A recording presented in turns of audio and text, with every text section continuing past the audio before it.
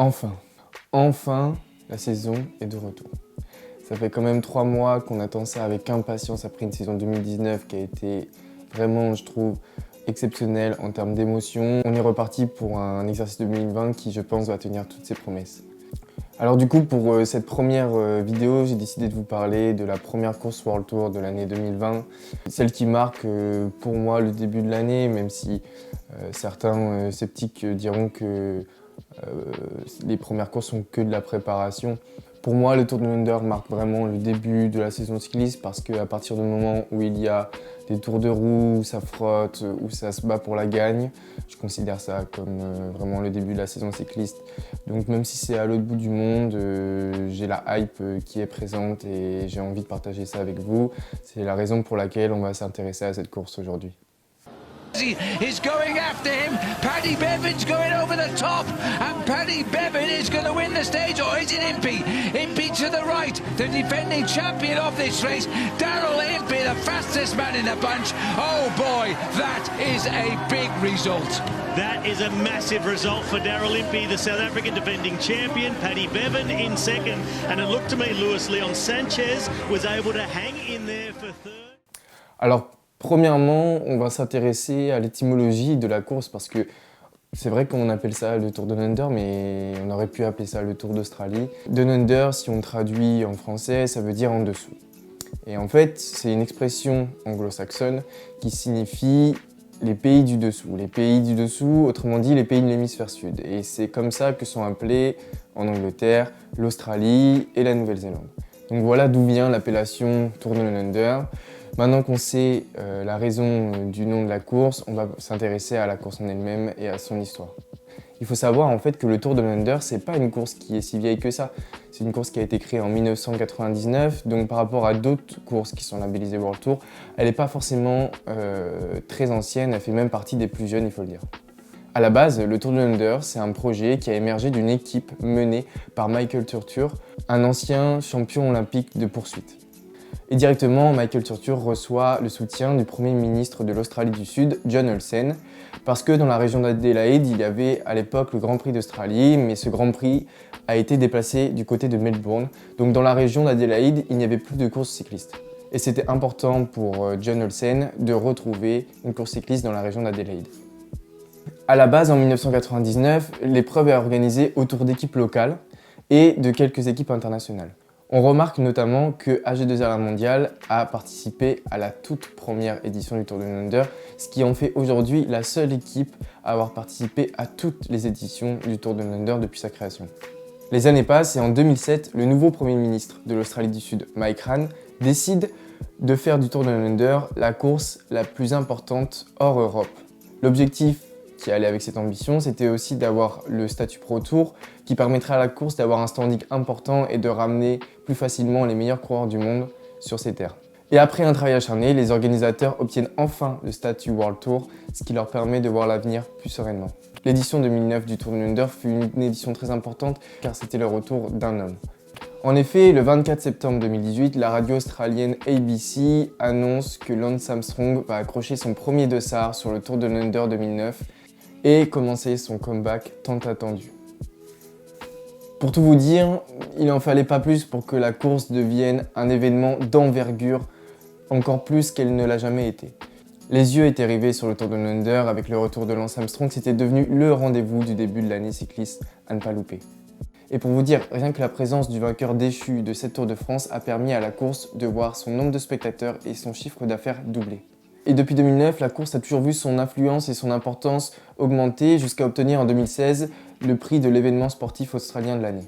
Et c'est aussi en 2016 qu'on a vu l'arrivée du Tour de Under féminin qui est depuis cette année-là le premier rendez-vous du calendrier cycliste féminin de l'année. Pour ce qui est du palmarès, les Australiens sont encore les patrons sur leur terre. Une des raisons qui explique ce constat, c'est que le Tour de Under étant placé très tôt dans l'année, il est très difficile pour les coureurs d'en faire un objectif personnel. Donc hormis les coureurs locaux qui ont envie de briller chez eux, on voit très rarement des coureurs non australiens arriver avec une très bonne forme sur le Tour de Under. En termes de nombre de victoires au classement général, on trouve en tête l'Australien Simon Gerrans qui a remporté les éditions 2006, 2012, 2014 et 2016 avec 4 bouquets, nul autre n'a fait mieux que lui.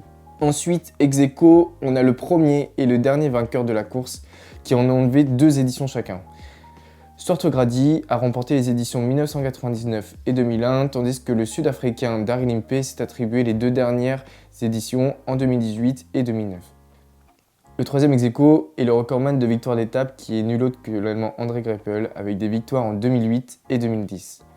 Le reste des vainqueurs se partagent la suite du classement avec une victoire au général à l'image de Richie Porte. En termes de victoires d'étape, les sprinteurs font la course en tête, ce qui est totalement logique au vu des ratios arrivée au sprint, arrivée en bosse, où les arrivées massives dominent largement. Comme je vous l'ai expliqué précédemment, le gorille de Rostock André Greipel a glané 18 bouquets entre 2008 et 2018.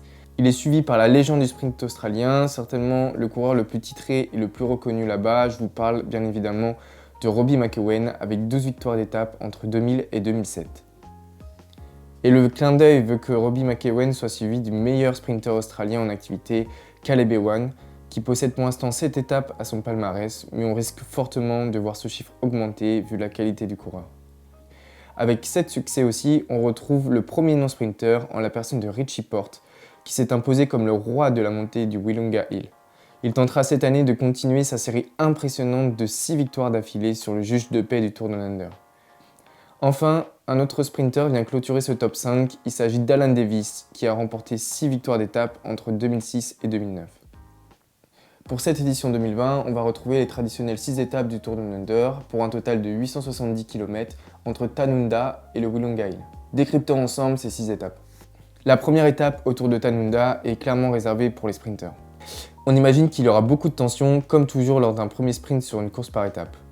Vu que le vainqueur portera logiquement le maillot leader, ce sera le théâtre d'une belle bataille entre les hommes rapides du peloton. André Greipel aura l'avantage du terrain puisqu'il s'est imposé à Tanunda par 2 fois dans le passé, en 2010 et en 2013. La deuxième étape entre Woodside et Stirling devrait nous offrir une bataille entre sprinter-puncher.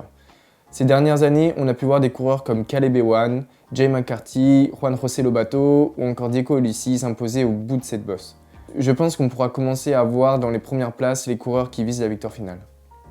La troisième étape entre Hunley et Paracombe sera l'occasion d'avoir une première vraie explication entre favoris au classement général. La bosse de Paracombe, c'est quand même 1,1 km à 9,5%, de quoi avoir du mouvement et créer les premiers écarts entre favoris. Par le passé, le Tour Down Under est arrivé 2 fois du côté de Paracombe et on a vu Richie Porte et Rohan Dennis, tous les 2 en lice cette année, lever les bras ici, respectivement en 2017 et 2015. Pour la quatrième étape, retour au calme et retour au premier plan des purs sprinters, qui vont pouvoir en découdre entre Norwood et Murray Bridge. Après l'étape de la veille, qui aura sûrement laissé quelques traces, et hormis la traditionnelle échappée du jour, on ne devrait pas trop voir de mouvement avant les 10 derniers kilomètres et les trains de sprint. Il faut revenir à 2001 pour retrouver la trace de la seule arrivée d'étape à Murray Bridge, et c'est l'Italien Fabio Sacchi qui l'avait emporté au sprint. La cinquième étape entre Glenelg et Victor Harbor sera très certainement un copier-coller de la veille. Les 2 derniers coureurs à s'être imposés à cet endroit sont Elia Viviani et Caleb Ewan, qui auront certainement à cœur d'y lever les bras pour une seconde fois, comme l'a déjà fait André Greipel en 2012 et 2014. Enfin, la 6e et dernière étape sera le clou du spectacle avec la double ascension du célèbre Willunga Hill, qui départage les favoris du classement général depuis quelques années maintenant. Richie Porte y est imbattable depuis 6 ans, mais cette année semble être celle d'un tournant, car l'Australien se fait de plus en plus âgé et la concurrence sera rude pour mettre un terme à son incroyable série. Le dernier coureur à s'être imposé au Willunga Hill avant lui, c'était Simon Gerrans en 2013. Passons aux coureurs qui feront et marqueront cette édition 2020 de leur empreinte. J'ai décidé tout d'abord de sélectionner 10 sprinters à suivre, certains clairement qui sont les favoris pour les victoires en cas d'arrivée massive, et d'autres peut-être qui pourront venir créer la surprise ou alors au moins obtenir des belles places d'honneur. J'ai séparé ma sélection de sprinters en 3 parties distinctes, les favoris, les outsiders et les coureurs à suivre. Du côté des favoris, ils sont au nombre de 3 et il n'y a clairement pas de surprise. On a la présence du local Caleb Ewan qui sort clairement en 2019 de la saison la plus aboutie de sa carrière avec des victoires d'étape sur le Tour de France et sur le Tour d'Italie. Il tentera donc de venir se rapprocher de Robbie McEwen en nombre de victoires d'étape du côté du Tour Down Under. Ensuite, mon deuxième sprinter favori et celui qui a le plus gagné en World Tour l'an passé, c'est l'Irlandais Sam Bennett. Barré par Pascal Ackermann et Peter Sagan l'an passé chez Bora, il a décidé de changer d'équipe et a atterri chez Patrick Lefevere à la Deceuninck Quick-Step. Une chose est sûre, il va pouvoir bénéficier de l'expérience de sa nouvelle équipe en termes de train de sprint et ça ne peut être que bénéfique pour lui. Enfin, troisième favori, encore un sprinter qui a décidé de changer d'équipe à l'intersaison, il s'agit d'Elia Viviani. Fraîchement débarqué à la Cofidis, le champion d'Europe a une équipe exclusivement autour de lui et il aura à cœur de gagner le premier succès World Tour de la saison pour la Cofidis, ce qui enlèverait un poids non négligeable à une équipe qui vient d'être promue dans la catégorie. Passons du côté des outsiders où j'ai tout d'abord voulu placer le Belge Jasper Philipsen. Ici même l'an passé, en tant que néo-pro, il est venu claquer sa première victoire chez les professionnels à la surprise générale. On peut donc légitimement penser que le Belge pourra se placer au premier plan lors des arrivées massives. Ensuite, j'ai voulu parler du double tenant du titre, Daryl Impey, qui en temps normal ne titille pas les meilleurs sprinteurs du monde, mais lors du Tour de Under, il arrive avec une forme tellement importante qu'il est capable de venir jouer avec les meilleurs sprinteurs du monde. Cette année encore, il faudra faire attention à lui dans les arrivées massives, et il sera important pour lui de venir chercher des bonifications en vue du classement général final. Dans cette catégorie, j'ai voulu aussi placer le sprinter français Marc Sarrault, qui si il arrive dans une bonne forme, il peut venir titiller les meilleurs sprinters et obtenir des très belles places. Reste à voir comment il a récupéré de sa chute lors du critérium d'ouverture de dimanche. Enfin, j'ai voulu sélectionner l'Italien Giacomo Nizzolo, qui en forme n'a pas à pâlir aux côtés des meilleurs sprinters, et dont le profil correspond bien à ce type de course, c'est-à-dire des courses avec de la chaleur et quelques bosses. Et pour ce qui est des coureurs à suivre, j'ai choisi de vous parler de 3 coureurs. Le tout premier, c'est un néo-pro, un Italien, et une chose est sûre, il va faire parler lui. Il s'agit du sprinter italien de la Sunweb Alberto Danese, qui a un énorme potentiel et que je vois réussir des très bons résultats très rapidement chez les professionnels. Il est même capable de nous faire une Jasper Philipsen de l'an passé et venir remporter son premier succès chez les pros dès le Tour de Londres. Ensuite, j'ai choisi de parler du sprinter norvégien de la IF, Christopher Halvorsen, qui est parti cet hiver de la Ineos pour l'équipe américaine et qui avait un énorme potentiel chez les pros mais qui a été bridé à la Ineos, qui n'est pas du tout orienté sur les sprints. Du coup, il s'est un peu perdu durant ses premières années chez les pros, mais pour moi, il garde un énorme potentiel et j'espère que la IF va réussir à l'exploiter correctement.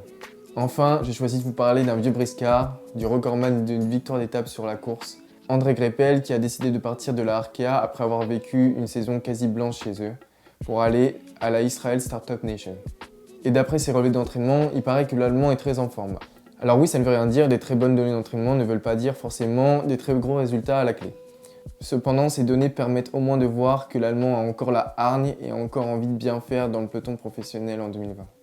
Pour ce qui est des leaders pour le classement général, j'ai aussi décidé de sélectionner 10 coureurs qui pourront, je pense, se montrer durant le Tour de Under. Tout d'abord, parlons de Richie Porte. L'Australien est clairement une des légendes de cette course avec ses 6 victoires en haut du Wollongong Hill, mais clairement sur ces dernières saisons, on remarque que son niveau baisse de plus en plus. Alors qu'attendre de Richie Porte en 2020 ? C'est une bonne question. Est-ce qu'il réussira avec un sursaut d'orgueil à venir remporter une 7e fois la victoire d'étape en haut du Wollongong Hill ? Ou est-ce vraiment la fin du haut niveau pour l'Australien ? À ce jour, je n'ai pas trop d'avis et j'arrive pas à me projeter. C'est vraiment une question qui reste en suspens pour moi. Ensuite, comment parler des favoris au classement général sans parler du double vainqueur sortant du Tour de Under ? Le Sud-Africain Daryl Impey est cette année encore l'homme à battre sur cette course. Il faudra compter sur lui sur toutes les arrivées et s'il est dans la forme de ces 2 dernières années, il va être difficile d'aller le chercher pour la victoire finale. Côté français, Romain Bardet vient découvrir pour la première fois le Tour de Under. Au vu de ses qualités individuelles et du niveau des autres leaders, on peut clairement le placer parmi les favoris de ce Tour de Under. Maintenant, est-ce qu'il aura l'envie, est-ce qu'il aura les capacités, est-ce qu'il aura la forme pour venir titiller les tout meilleurs sur cette course ? Ça, c'est une bonne question. Cependant, après sa saison 2019 très compliquée, je pense qu'il aura à cœur de bien faire dès le début et de montrer à tout le monde qu'il a envie de prendre sa revanche sur la saison passée. Ensuite, parlons du duo de leaders de la Ineos, Pavel Sivakov, Rohan Dennis. Tout d'abord, le Russe Pavel Sivakov est l'un des coureurs qui a le plus progressé la saison dernière. Il a notamment remporté sa première course World Tour, le Tour de Pologne. Donc il n'a pas la pression de remporter son premier classement général dans l'élite, il l'a déjà fait. Pour moi, s'il arrive libéré avec une bonne forme, il est capable clairement d'aller chercher la victoire sur ce Tour de Under. Ensuite, l'Australien Rohan Dennis a aussi été annoncé leader chez la Ineos. Cependant, en regardant ses résultats du début de saison, je me permets d'émettre une petite réserve. En effet, il a quand même fini 2e derrière Luke Durbridge au championnat national de contre-la-montre, sachant qu'il est quand même champion du monde en titre. Ça paraît quand même bizarre pour pouvoir espérer une victoire finale au classement général. Après, peut-être qu'en tant que champion du monde, il était désintéressé de ses championnats nationaux, cependant cette hypothèse me paraît un peu bizarre venant d'un tel rouleur. il aurait eu envie de remporter une victoire chez lui. C'est la raison pour laquelle Rohan Dennis, pour moi, est en dessous de Pavel Sivakov dans la hiérarchie Ineos sur ce Tour Down Under. Passons désormais à l'Italien Diego Ulissi. Le coureur de la UAE Team Emirates a déjà brillé sur le Tour d'Australie sans pour autant y être imposé. En attendant, c'est un coureur qui est régulier chaque année, qui rapporte des succès, donc c'est une valeur sûre en pensant qu'il pourrait réussir un bon résultat sur ce Tour Down Under. Du côté de la Jumbo-Visma, on trouve le néo-zélandais George Bennett qui, à coup sûr, voudra réussir encore cette année un bon classement général, pas loin de chez lui, en Australie. Ensuite, j'ai voulu parler de Ben Hermans, le Belge de la Israel Startup Nation aura sûrement à cœur de réussir un bon classement général, déjà parce qu'il en a les capacités, c'est un bon coureur de course d'une semaine, et en plus de ça, il va falloir apporter des résultats convaincants pour la Israel rapidement dans la saison. Le but, comme pour la Cofidis, sera de s'enlever la pression de nouveaux venus sur le World Tour. Et la seule solution à ça, c'est faire des gros résultats dès le début de la saison. C'est pour ça que Ben Hermans pourra, je pense, réaliser un bon classement général en plus de ses qualités intrinsèques. Ensuite, j'ai voulu parler de Luis Leon Sanchez qui a toujours réussi sur cette course, il a toujours obtenu des très bons résultats. L'Espagnol se sent très bien en Australie sur le Tour Down Under et je pense qu'il n'y a pas de raison que cette année ne soit pas comme les précédentes. Il fera un bon classement général. Le coureur d'Astana connaît très bien les routes australiennes et pourra tirer son épingle du jeu grâce à son expérience. Enfin, j'ai choisi de parler d'un coureur qui n'est pas très connu mais qui va jouer à domicile cette semaine. Il s'agit de l'Australien Jay Hindley de la Sunweb. Ce jeune coureur s'est fait remarquer l'année dernière lors du Tour de Pologne où il n'est passé pas loin de la victoire finale. Avec la progression qu'il a eue l'an passé et la confiance qu'il a pu accumuler, mêlée à une bonne préparation, je pense clairement qu'il peut être une des surprises de ce Tour d'Australie et qu'il peut venir chercher un très bon résultat au classement général. Et sera épaulé dans son équipe par un autre Australien, Robert Power, qui sera très précieux lorsque la route s'élèvera. On en a donc fini avec cette présentation du Tour Down Under, j'espère que vous avez apprécié. Si jamais c'est le cas, vous pouvez laisser un pouce bleu ou laisser un commentaire dans la vidéo pour me donner vous aussi vos favoris pour les victoires d'étape et pour le classement général, ou même bien me donner des avis sur la prestation de cette vidéo. Si jamais vous avez des idées concernant d'autres vidéos que je pourrais faire, vous pouvez aussi les dire en commentaire, ce serait super intéressant. Et je vous remercie beaucoup de m'avoir écouté jusqu'à la fin, je vous dis à la prochaine, salut!